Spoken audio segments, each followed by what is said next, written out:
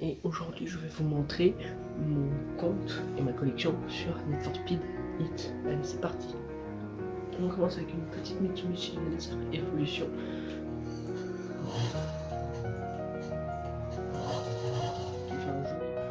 Évidemment, j'ai une petite Golf GTI avec des grosses performances, avec une peinture, toutes les peintures je les fais moi-même. Une petite i8 coupée KS, alors ça c'est une voiture payante malheureusement, c'est dans le pack KS, c'est dans le VIP pack, c'est 10 euros. Bien évidemment cette vidéo n'est pas sponsorisée, je suis un trop petit youtubeur pour avoir encore des sponsors. Une petite Carrera RSR que j'ai pour projet de l'améliorer, si vous voulez je le ferai en vidéo, dites-le en commentaire. J'ai la Skyline GTR L, je crois, on l'obtient quand on finit le jeu, on l'obtient avec une autre voiture. Ça c'est ma première voiture de Need for Speed. La voiture qui m'a coûté le plus cher c'est une Vulcan.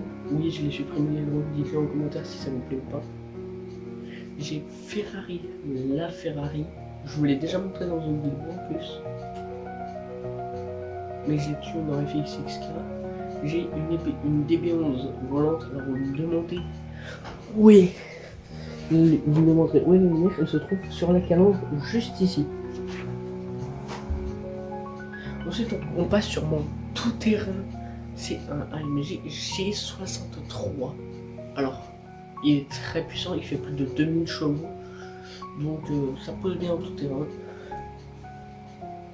Ça c'est une voiture qu'on obtient en faisant toutes les courses et missions drift du jeu. Ça c'est encore une voiture du pack KS. Ça c'est ma petite japonaise de course que j'aime bien. Ça, cette voiture, pour l'obtenir, il faut finir toutes les activités, radar, panneau, je crois il y a des genres de zones de vitesse, zones de drift, etc. Il faut récupérer tous les collecteurs aussi, donc c'est très long. Ça c'est la voiture qu'on obtient, c'est la seconde voiture qu'on obtient en finissant le jeu, pour ceux qui ont la ref, Need for Speed Underground. Voilà encore une voiture du pack KS. Ma petite allemande préférée, une 8 Roadster, c'est pas drôle. Ça c'est une voiture qu'on obtient en faisant toutes les missions tout terrain du jeu, car oui il y en a mais il y en a très peu. Donc c'est rapide à faire, ça c'est la meilleure voiture du pack KS. Honnêtement, si vous l'achetez en tout début de partie, vous serez tranquille. Ensuite on passe sur la M4 GTS, c'est la voiture qu'on obtient en finissant toutes les missions drift et les zones de drift du jeu. Ou je sais plus. La petite F40 que j'ai mis en F40 LM car je n'ai rien d'autre à faire. Elle coûte très cher, encore une fois. Elle s'obtient à un niveau assez haut, mais honnêtement, c'est l'une des meilleures voitures du jeu. Donc, j'ai rien à reprocher sur cette voiture. Ensuite, c'est la meilleure voiture du jeu, d'après moi.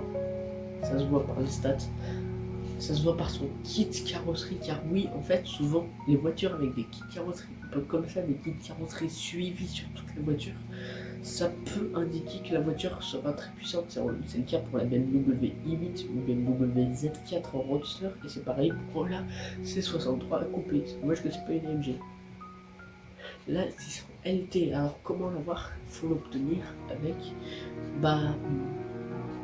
avec tous les radars et zones de vitesse. Il faut faire 3 étoiles à ça. Ensuite, tu pourras l'acheter au shop. Ensuite, la McLaren F de 93. Alors, celle-là, il faut payer 5, 6 ou 7 euros pour l'obtenir. Il faut finir les quêtes du marché noir pour obtenir un kit carrosserie spécial. Vous obtenez de plus en plus de pièces au cours de route, et plus la barre jaune avance vers la droite, plus vous avez complété son kit carrosserie. Et on finit avec une Mitsubishi Lancer Evo X KS. D'après les youtubeurs, c'est la meilleure voiture du jeu, ça reste nul autre que cette petite Mitsubishi Lancer Evolution 10. Alors vous me dites ce que vous en pensez de la peinture, tout simplement, de la peinture, du kit carrosserie, Voilà, bah c'était une chouette vidéo à tourner avec, pour une fois, j'ai beaucoup de petits retours de flamme. Aberrant. Allez, c'était Piano SNK, à la prochaine, à plus.